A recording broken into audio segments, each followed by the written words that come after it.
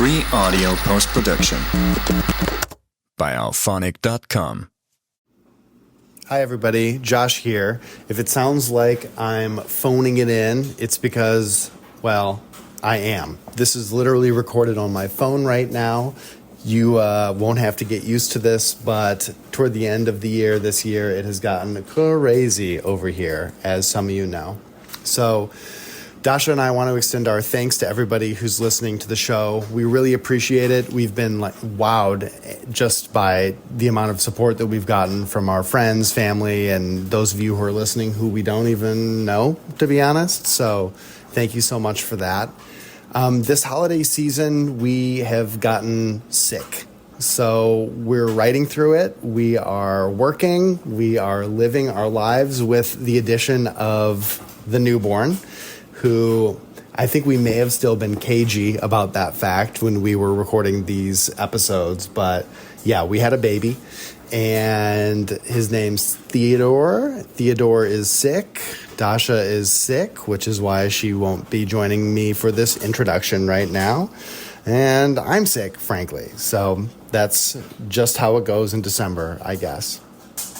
As such, this episode is going to be a little bit different from previous ones. I'm cutting it together from things that didn't make it to final cuts of the previous episodes. So we have 2 full questions from Reddit, everyone's favorite platform, that we're answering here, though they aren't necessarily in chronological order. So usually we'll sit at the table, we'll record a little banter, we'll record one question, we'll record a second question, and it's all in sequence like that. This one isn't going to be in sequence. So if you hear us referring to things that you feel like you didn't hear, maybe you didn't. So I apologize for any confusion caused by that. After this episode, we are going to be taking a little break. We'll be back in January with Season 2 of First Person Present. We're going to be trying out some new things in that season. We're really excited about it. Maybe instead of Reddit, we're going to have some call-ins. It's going to be a little more like dating advice style, which seems fun. We're hoping to bring some friends on to talk with us about these questions as well. Preserve the format of advice, but just have other people come into the room with us, sit at the table, and just rap with us. So if you have any questions that you'd like for us to answer, do me a favor, podcast@hugheshouse.com. Send us an email. That's podcast@hugheshouse, HEWES.house.com. We would love to read your question on the air, or if you're even cooler, record a voice memo on your own phone, like I'm doing right now, and send that in the body of the email so that we can just play your voice. You don't got to say who you are. Just try to keep it to about 30 seconds, and we will use that to answer your question. Thanks again for listening to First Person Present. I want you to all have a happy holiday season. I would ask if you could follow us, if you could rate us on Apple Podcasts or wherever you're listening right now, if you could share us with your friends. Any little thing that you do is so goddamn helpful, and we're so grateful for it. So once again, thanks very much. Happy holidays, and enjoy the episode. This is First Person Present, a podcast from Hughes House about writing, reading, living, and everything in between. Join us for real talk about our lives on the page, the craft of telling compelling stories, and the realities of the writing lifestyle. Void Moth. Void Moth. A lack of motivation is the biggest enemy of all my art. A lot of things going on personally, with the addition of a lot of bad things happening in the world around me, has made it hard to want to do anything except go to work and sit on the couch and play video games when I'm not at work. It is easy to sit and ideate about the story, harder to make myself sit down and actually write. I relate to the easy to sit and ideate about the story, hard to make myself sit down and actually write very, very much. Often I will we were talking about avoidance earlier, and I think one of the things that I get avoidant about is when I have an idea that I love and I cherish in my head about something that I'm going to do in the project that I'm working on or the project that I'm not working on. And I get avoidant about doing that idea because it's so pleasurable in my mind in that form that I know when I get it down onto the page, it's going to be like stale and out in the air and breathing and ugly. And I'm just not, it's not going to be everything that I hoped it would be. It never is. Yeah, Ira Glass has that. Ira Glass, the host of This American Ira Glass, our peer, Life. our peer podcaster. Oh, should I say wow. Ira Glass, our inferior? Okay. Ira Glass, we love you. Ira Glass of This American Life has this little talk that he did, or he was just answering a question in an interview, I think, and he talked about the bridging the gap between your taste and your execution, and basically it was, he was applying it to the idea of when you see art in the world and then you try to make art, basically, because you get into whatever it is that you get into because of some amount of influence. And then obviously when you go and you apply your own skills to it in the beginning, you realize that you are not, say, Caravaggio, or you are not, say, the Ira Glass of podcast hosting. Whoa, hey, maybe that was a little bit of a low blow. Okay, you're not a podcast prodigy, but I think actually that also happens when your own expectations of your ideas are not being met with your own execution. I have that feeling all the time because sometimes, you go and you write something down and now that it exists, you can sort of see it devoid of the fizziness and the sort of magic of what it was in your brain. But again, I really urge people not to trust that, meaning you should pursue the idea anyway if it even interests you remotely, and just try and push through those initial stages of drafting and sort of conceptualizing it until it's fully realized on the page. Because sometimes the thing that you start with isn't even the thing you end up with anyway. In fact, I think that's the case most of the time. So it isn't really going to be the thing that you had conceived of anyway. You don't really need to worry about replicating the brilliance of your mind. I think you need to worry about process and the experience of finishing things that you start in all areas of life, like in furniture acquisition. For example, which we didn't expect to be a runner on our podcast, but is indeed becoming a runner. Yeah. Interior design, it turns out, is extremely difficult. And we're not talking about a carpet runner either. No. You can't see me winking out there, but my wife can. And yeah. She doesn't think, she's not laughing. I don't like that. We return to like the Eastern detachment from one's emotions, right? When it comes to your own writing. I used to do this thing where when I had a really dynamite idea for a story, I would go to my notes app, or actually, I think this was pre-notes app. So we're talking about Gmail to self era of writing note taking for me. When, you just open up an email draft, you write your own email address in the 2 column or row, and then you just write whatever and send it, and you get an unread email in your inbox. I've never had anyone explain sending yourself an email to me in quite such detail. Well, that was like a WikiHow on sending yourself an email, which, by the way, is how I still keep notes for all of my writing. I send myself emails. I can picture the funny little WikiHow illustrations. Is there like an illustrator who does those, like a specific person? Yeah, there must be someone who created that. I bet you could get AI to do that now. Just be like, AI, give me a picture of like the WikiHow illustrator does. And that poor person is out of a job. Okay. Well, anyway, I would email myself. And what I would do is I would have that really intense excitement of the idea.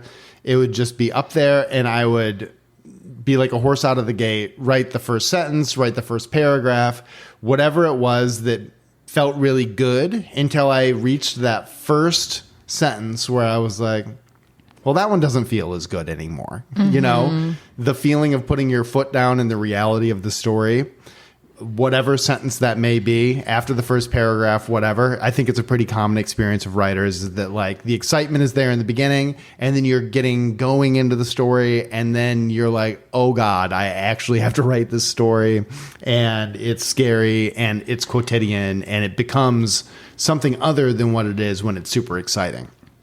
But if you are afraid of losing that magic, you can just wait until you hit that sentence, and this is what I would do, and then send the email to yourself. And now what you have is essentially like a dynamite writing prompt that you can return to next time you sit down at the desk and you're like, well, I don't know what the hell I'm supposed to be working on right now. Mm-hmm. You can just pull up your prompt and be like, okay, I have the beginning here. And, you know, classic Hemingway, you can just run from there as soon as you know what happens, right? So the old email to self was very helpful with that. But I don't know that we're necessarily answering the question about motivation and about how to get words on the page rather than just living in pleasure with them in your mind. Besides just that, the pleasure is temporary in your mind. Yes. You will also become bored of it in your mind. Yes. And the only way to make that pleasure of the idea last is by writing it down, getting it onto the page, turning it into like a lasting artifact, not just a passing thought. Also, create accountability somehow. And that can look like a lot of different things. I mean, I think the conversation around creating accountability has a lot of... It's quite popular in general nowadays because people have all sorts of apps that they use. They join groups. They, are threatened to donate to charities of, organizations they hate or something like this. Whatever it is, I think that typically, many of us need external pushes early on in order to do something. That's why people enroll in classes. That's why people pay, fitness coaches or, go to the gym together or enter PhD programs. Oh boy. Probably not why people enter PhD programs. But no, I do, because that's only a serious, never an escapist route in one's life, right, Dasha? I'm considering pursuing a PhD. Anyway, so I've used accountability all my life. I think accountability is very helpful, and I think you just need to find a system, a version of that accountability system that works for you. But experiment. It's really... It's life-changing for some people. Void Moth. Void Moth. Thank you, Void Moth, for your sharing. Traffic swerves like bees against the banks. Glass half theirs. Glass half theirs.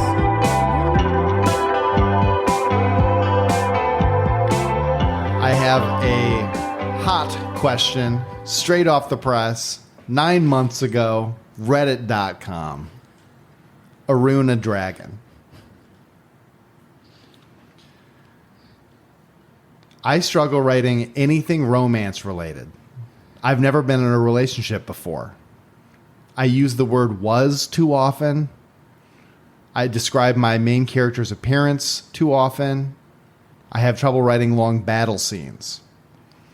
I love writing the first few, but it's difficult to make them unique in any fashion after that to keep it interesting for yourself. I struggle with word repetition. Solution? Honestly, I just keep writing and work out the kinks later on. It's not everyone's method, but it would pretty well for me, and it takes off some of the stress that contributes to writer's block. What do you think about Aruna Dragon's writing struggles? Well, I'd start off by saying that I don't know how... Are there many struggles in there? Are there a lot of battles in romances? I suppose certain romances have a lot of battles. Well, there's nowadays the romantasy genre, which is drawing so many people into the writing world because they read these books, they love them, they want to write it. Yeah, that's good. That's good for romantasy. I sort of feel like all old fantasies had like a strong romance component to them as well. Even if we think back as far as like Greek myths, if we want to think of those in the same genre, there would always be like Orpheus and Eurydice. That was a love story completely. He was a superhero. She was a superheroine, right? There was not a battle per se in that one. Maybe a psychological battle. Lord of the Rings had a lot of battles, and frankly, had a banging romance between Aragorn and Liv Tyler. I don't remember her name in the book. Oh my God, we just lost so many subscribers. I'm sorry. We would know it. If you just call us and tell us, we will know. Baby, you can't lose what you ain't got. So I think we're good. Okay. I mean, I think that there is something interesting here in long battle scenes, writing action over long periods of time, or like, it's really hard to write action. You know, have you ever tried to write a fist fight in one of your stories or any kind of like physical altercation? Yes, I wrote a boxing script. Oh my God. But you don't, in a script, you don't really have to write that stuff, right? I mean, I did. And you do if you have set pieces that are part of it. Yes. So Yeah. I would say that I wrote many, like probably 12 to 15, and I only got to use like 3. Oh my God. Okay. So how did you keep it fresh for yourself? How did you make it so that like one blow led to the next blow, led to the next one, so that it felt like there was a sense of progression? Because I've struggled with this myself. Yeah. I mean, I think that description, which is really what we're talking about, what would be the word, zoomed out, is difficult for some writers. It's kind of a pretty common thing that people struggle with. And I think that the key with description is that you have to kind of keep, it's a little bit like painting where you have your first layer, which is the sketch layer, where you have to describe either the physical location or you describe the actual, physical contact that has to happen, or the choreography, for lack of a better word, of the scene or of the situation. And then you sort of have to go in and you have to layer it. And I think this is a language thing almost. You have to kind of go in and layer it so that it starts to take on a different meaning than just terse sentences that convey action. So the fight isn't really just a fist fight, is what you're saying? No, I don't think so. I mean, I think that to make something interesting, you have to create some sort of a dynamic within it so that you can convey, let's say, in a fist fight, the way that a person fights is also a reflection in some capacity of their character. Oh my God. So once again, yeah, this is interesting. You focus in on the emotional reality of the conflict rather than the literal physical conflict that's going on. Well, I think so. I think that's what you get to do in prose that, if you were writing a script, you would be relying on your actors to convey that down the line. When you're working on a book, you are conveying all of it. You're conveying the emotion, and you're conveying the physical description, and you're conveying the plot. And so you do have to sort of think about things in layers. I think this isn't, I think that there's a lot of opportunities where you go overboard with things like this. You know, sometimes when people start to etch too much metaphor into everything. This is a really common issue I see with dialogue, where every line has this kind of double meaning, and you feel like you're starting to read one of those old pulpy novels, right? Where everything's, you know, has a double entendre kind of feel to it. Or so like, you don't want that. Or you're reading one of those double vision mall posters where you have to cross your eyes to see the actual thing behind whatever messy original image. I don't even know how to describe this kind of image. Do you know what I'm talking about? Yeah, I think so. That must be kind of a trend in advertising that's long gone. That seems like it's too much to labor over. I think it was actually like a genre of art that is now gone, or like maybe just a genre of teenage poster that is now gone. To stick with fantasy for a little bit, I think about like the Battle of Helm's Deep in the second Lord of the Rings, and this isn't going to mean much to you, Dash, because she's not a ring head. She's not a ring hound. I'm not lordy. She's not. If you could think of a lamer way to say that, I don't know what it would be. But she's not lordy. But the Battle of Helm's Deep is like 55 minutes or something of that movie. It's one battle. And it's so emotional.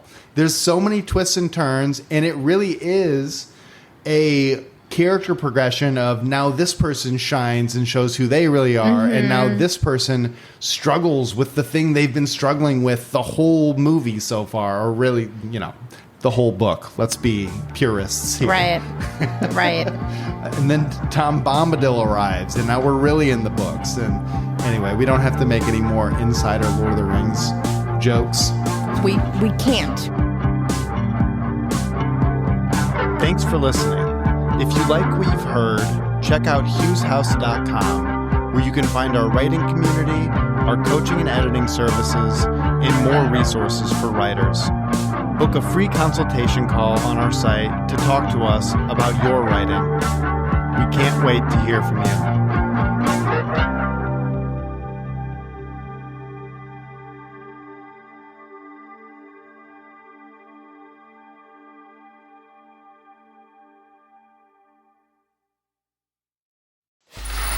Free audio post-production by alphonic.com.